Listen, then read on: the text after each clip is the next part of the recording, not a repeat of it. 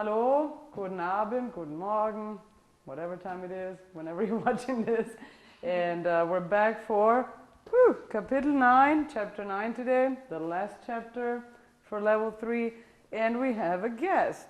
So today you'll see more interaction. We have a real student. This is Jessica. She took classes here before. And we'll have real questions. And I'll have someone to talk to, other than Ryan, who doesn't speak German. That's perfect. Okay.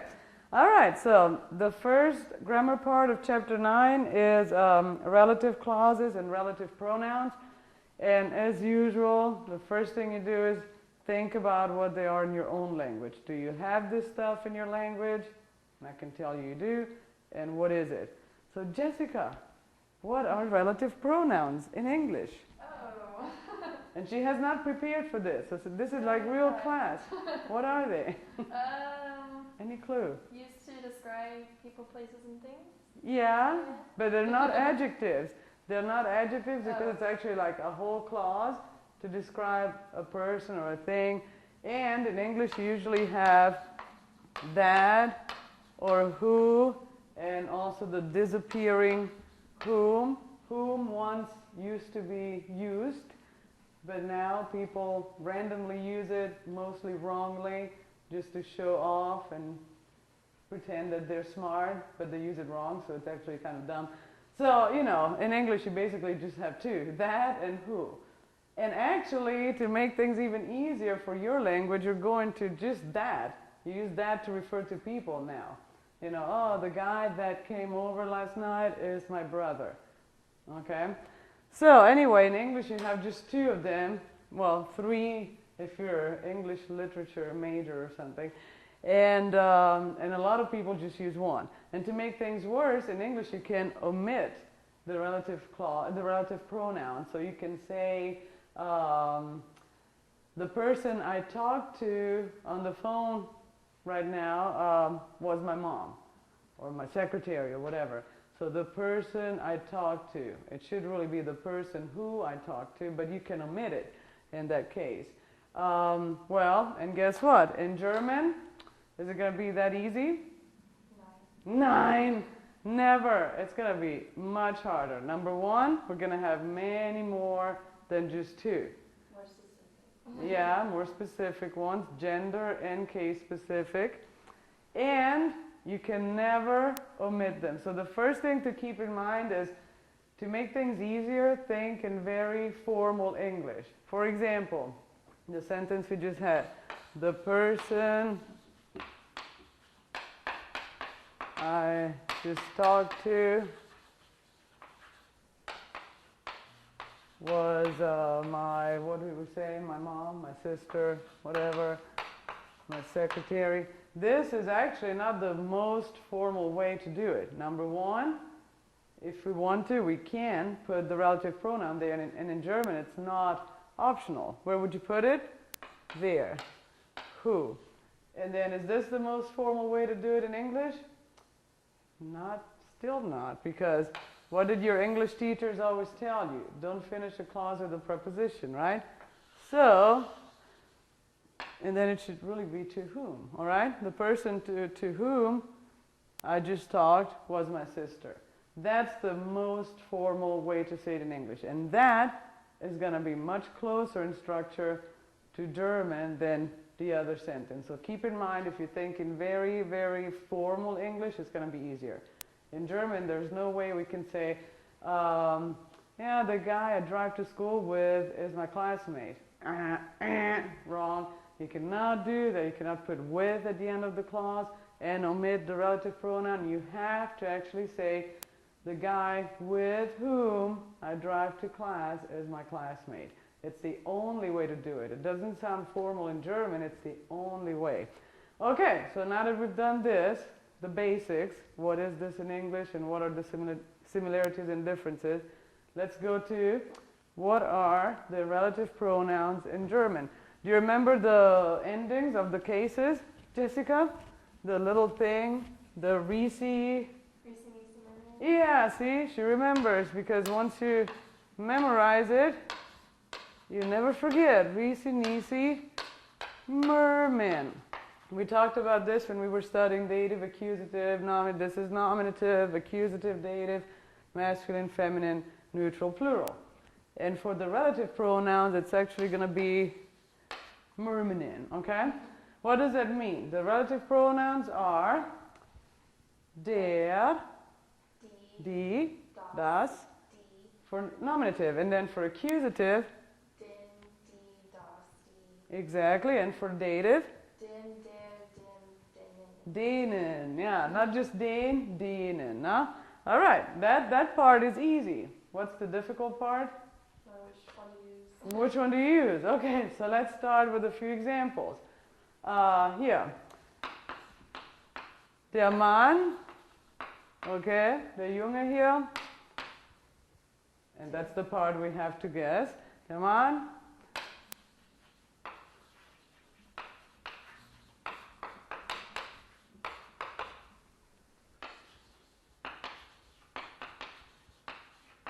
Ryan, schreibt man das so? Is that how you spell your name, Ryan? Okay. So we're trying to say the guy, the man who is filming us right now, his name is Ryan. No? It's called Ryan because in German that's how we say it. Heißt Ryan. So the relative pronoun is referring to something masculine, and now we know we have to pick from here. So we have only 3 choices because we're referring to a person who is a male person, so der, den, dem. How do we pick though? There's 3 of them. Well, we need to look at this clause. In this clause, the relative pronoun plays what part? Is it the subject, the direct object, or the indirect object? Well, let's start with the verb, filmt. Filmt is the verb, filming, recording. What is the subject? Who is filming? Der Mann. Der Mann. So we're actually looking for, the relative pronoun is the subject of this clause, so we're going to pick der. Yeah, the nominative, der. Good. Der Mann, der uns gerade filmt, heißt Ryan. Okay, good. Why? Because der Mann is masculine. That's not enough though. We have 3 choices for masculine. And then, what part does it play in this clause? It's the subject of that clause. Let's try another one. Okay, let's look at another one. Magical board has erased itself and a new writing appeared on it. It's magical. Der Mann, ich angerufen habe, heißt Ryan.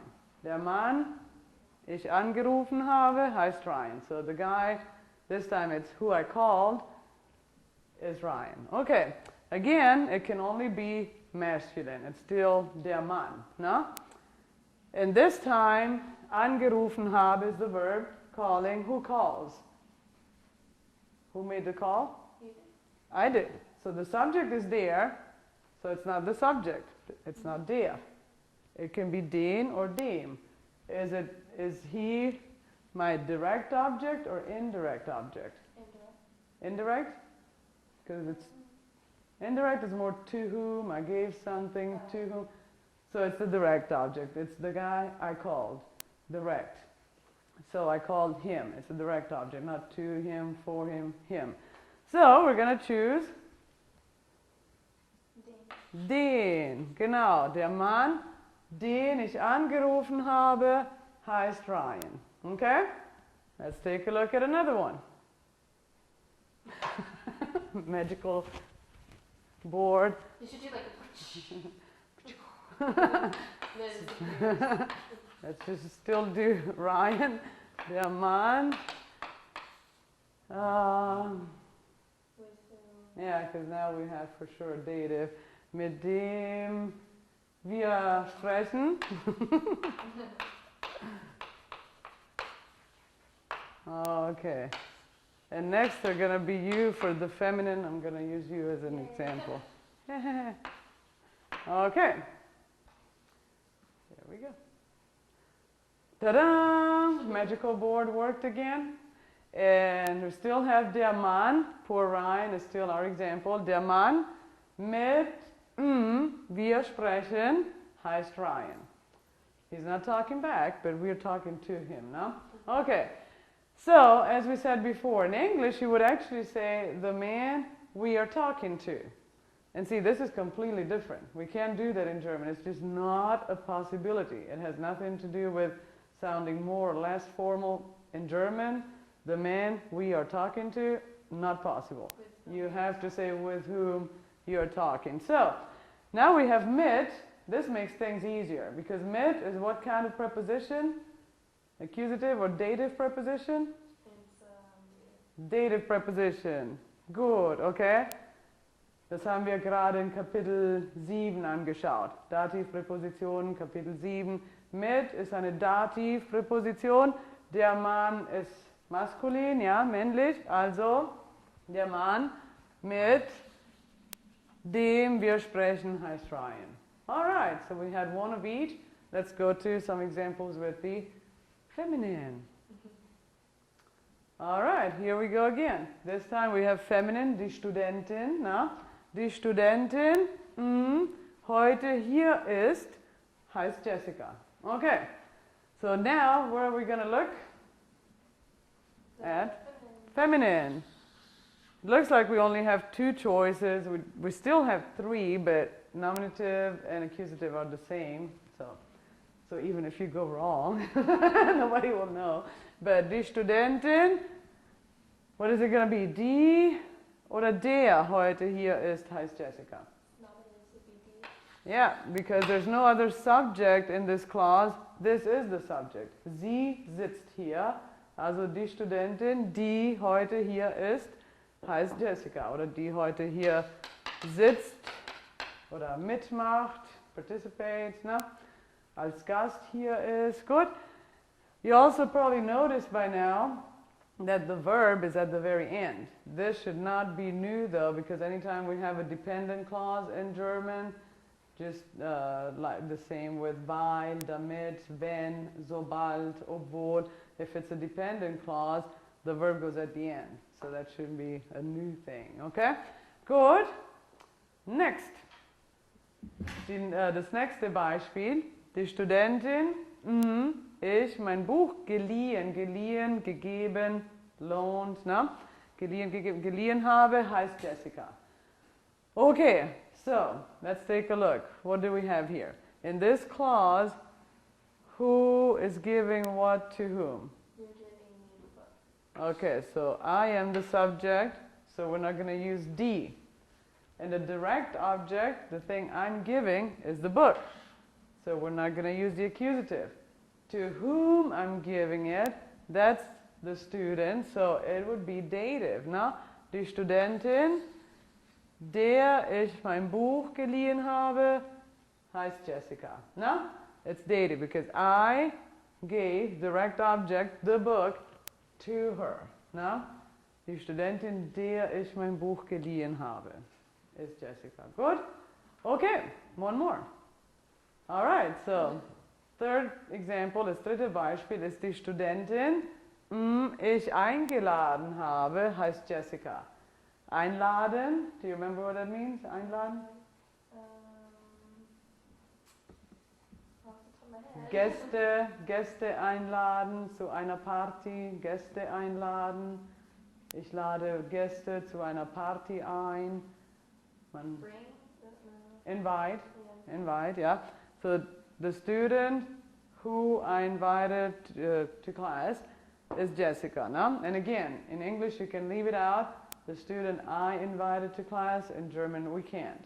So die Studentin, and who invited whom? You invited me. Yeah, so I'm the subject, you're the object. Die Studentin, die ich eingeladen habe, heißt Jessica. So it looks the same as the nominative, but it's actually accusative. I invited her. Ja, ich habe sie eingeladen. Also die Studentin, die ich eingeladen habe. Good? And now we'll go on to neutral. Yeah? All right, so das Buch, neutral, das Buch, wir benutzen, was ist benutzen? Lesen und brauchen, benutzen. Use in the sense of not brauchen, I need, but we're using it in order to do something. No? Das Buch, wir benutzen, heißt Treffpunkt. Das ist unser Buch. No? Okay, what is it going to be? It's neutral, so we're going to look here. And is it nominative, accusative, or dative? Isn't it nominative? Nominative? Is it the subject here? So the verb is using, benutzen. Who is using what? We are using it. We're using it. So we are the subject, Yeah. and it's the same thing. It's still das, but it's our, yeah, it's the accusative. It's the direct object. Das Buch, das wir benutzen, heißt Treffpunkt. We use the book. So, das Buch, das wir benutzen. Good? Okay, noch einmal. Okay, last example with the neutral, because we don't have to go through each and every one. Hopefully, I hope you get the idea. But das Buch mit wir lernen heißt Treffpunkt. Okay? So the book with which you would say in formal English we study. Lernen does not only mean learn, but study, you know, is Treffpunkt. Well, now we know this is easy. Why? Because we have a preposition. Mit is still a dative preposition, just like it was before. So, das Buch, mit dem wir lernen, heißt Treffpunkt. All right, so let's do a couple with plurals, and we're done. Well, we're done with this. Okay? Okay, also zum Plural. Die Kinder, das ist Plural, ein Kind, zwei Kinder. Ne? Die Kinder, ich babysitte. And remember, even if the verb is English, it's still conjugated in German. Ich babysitte, du babysittest, er babysittet, wir babysitten. So die Kinder, ich babysitte, sind sehr brav. Brav is not brave. What is it? Nice. Nice, good, well behaved. Ja, sind sehr brav. What are we going to use? And of course, we're in the plural now. Not neutral anymore. Okay? Die Kinder. Nominativ, Accusativ oder Dativ? Dativ. Dativ? No. Okay, it's not nominative because I am the subject. I'm babysitting, but not to them. I'm babysitting them. Yeah, so that's my direct, D. It's direct object. Accusative, nominative. Yeah, those are the two that get confused. So think of dative more in the sense of to whom, for whom. No? And the other one is just the children. I babysit the kids. Not to or for the kids, I babysit them. And the other one is more to them or for them, like you give a gift to someone. So it's the direct object, and it's die. No? Die Kinder, die ich babysitte, sind sehr brav. Gut? Okay. So, das letzte Beispiel, last one. Die Kinder, still plural, die Kinder, ich ein Märchen gelesen habe, waren sehr froh. Ja, und ein Märchen ist Fairy tale story. Fairy tale or story, good, ein Märchen. Also, und froh? Happy, okay? So the kids I read a story to were really happy. But in German, we can't say that. We have to say the kids to whom I read a story were very happy. So, who read the story? You did. I did. What's my direct object? Creation. The stories. And to whom did I read it? The kids. Dative. Die Kinder, denen ich ein Märchen gelesen habe, waren sehr froh. Gut? Okay, good. Also hier Seite 308 on page 308 is basically what we did just a second ago on the board, and of course read it. There's more examples, more explanations, but it's what we just covered with different examples. Und exercise 9, Aufgabe Nummer 9, der erste Tag, is also the same thing we just did. You'll probably notice that each one of these sets of 4 has a different gender. Der Mann, das Ehepaar, die Frau, die Leute. So each one has a masculine, der Mann, a neutral, das Ehepaar, feminine, die Frau, and a plural, die Leute.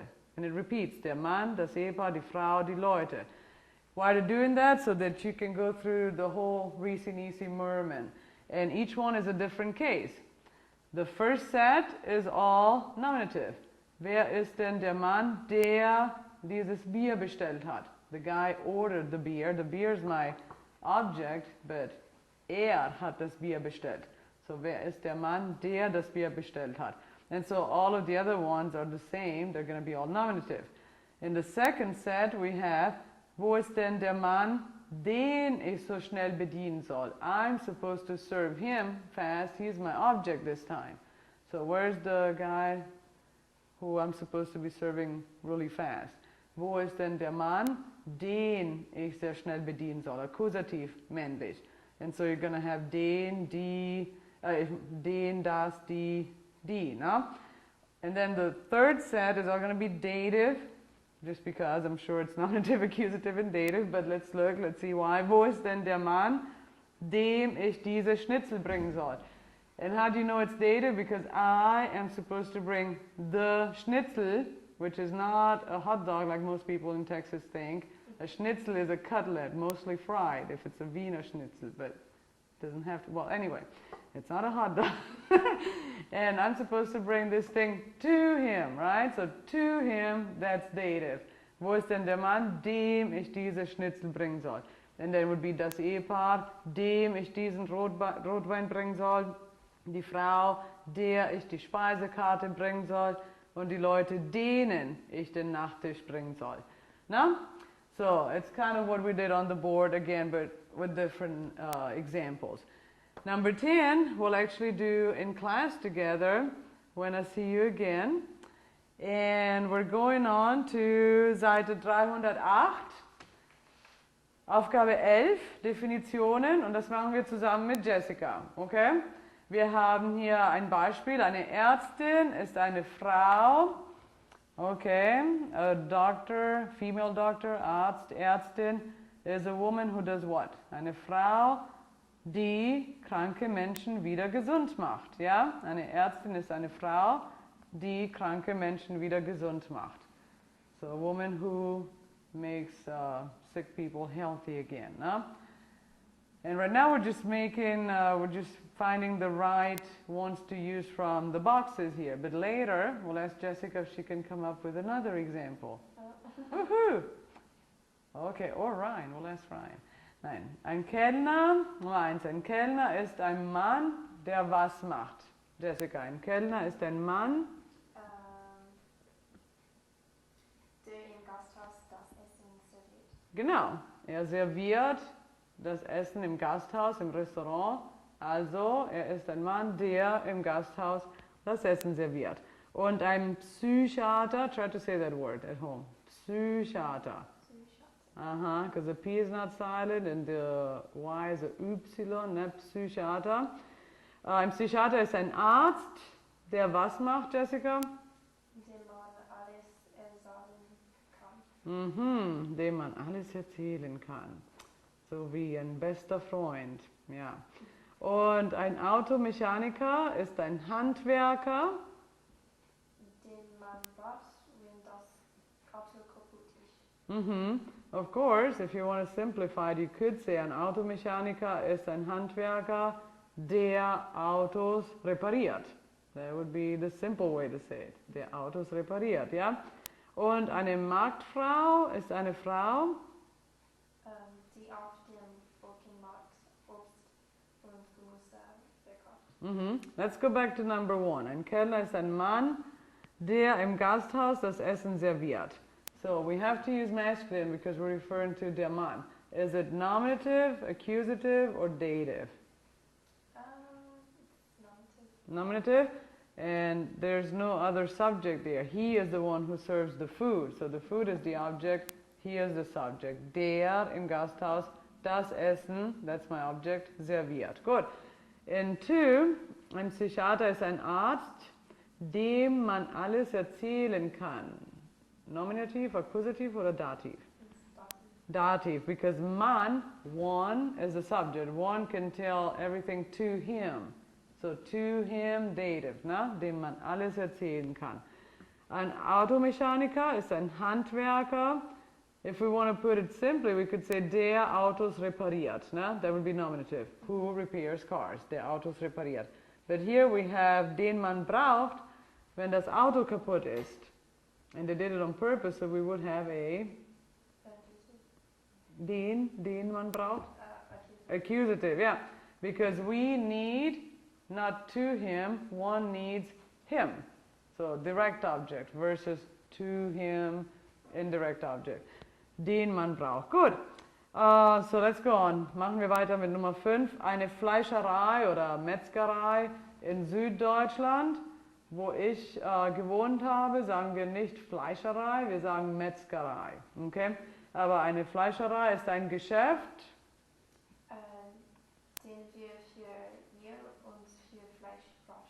den wir für Eier und für Fleisch brauchen.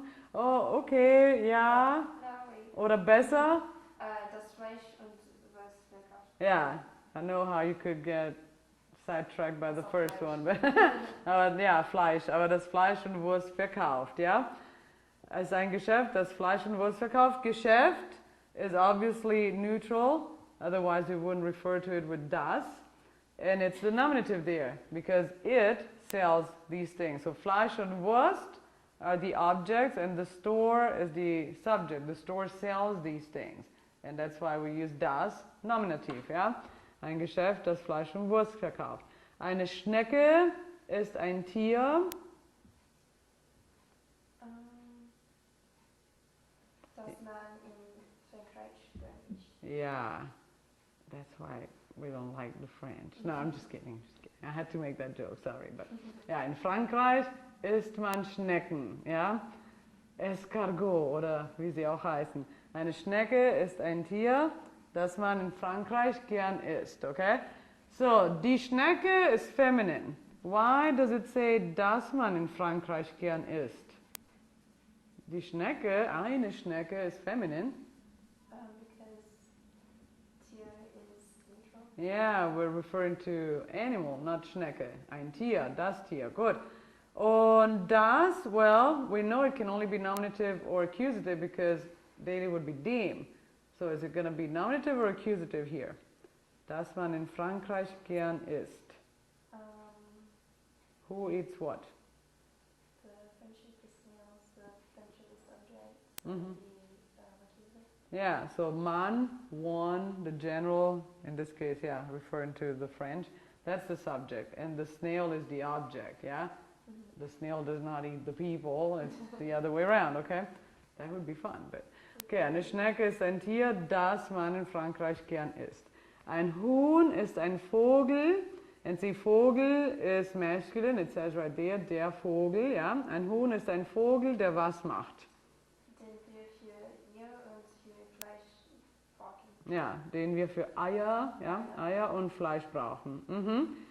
If you were saying instead of, oh, that we need for, so it turns it into the accusative, we need the animal, this bird. What if you were saying just that lays eggs? Then we would say, ein Huhn ist ein Vogel, nicht den, sondern der Eier legt. Because now it's the chicken that does the laying of the egg, so it's the subject there. Ein Huhn ist ein Vogel, der Eier legt. And I guess all birds do that, so that's kind of, yeah, okay. Never mind. Bad example. Ein Huhn ist ein Tier, das Eier legt. Okay. Und eine Kaffeemaschine ist eine Maschine, Die man braucht, um Kaffee zu machen. Da. Ja, was macht man sonst noch mit einer Kaffeemaschine? Eine Kaffeemaschine ist eine Maschine, die sehr wichtig ist, die in meinem Haushalt sehr wichtig ist. That's very important in my household. Okay, so you'll have homework, you'll work through this, of course. Remember what we said, the relative pronouns are never omitted. You cannot leave them out. They have to refer to the noun as far as gender, so the same gender as the noun they're referring to, but you have different cases, and the case depends on the clause itself, not the clause that preceded it. They always follow the noun they're referring to immediately.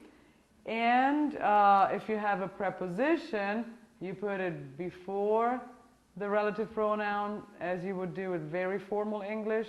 And then things become a little easier because you just look at the preposition and decide, what kind of preposition is this? Accusative preposition, I use the accusative. Dative preposition, I use the dative. And keep on working on this. We'll do a couple of exercises in class next time. Tschüss.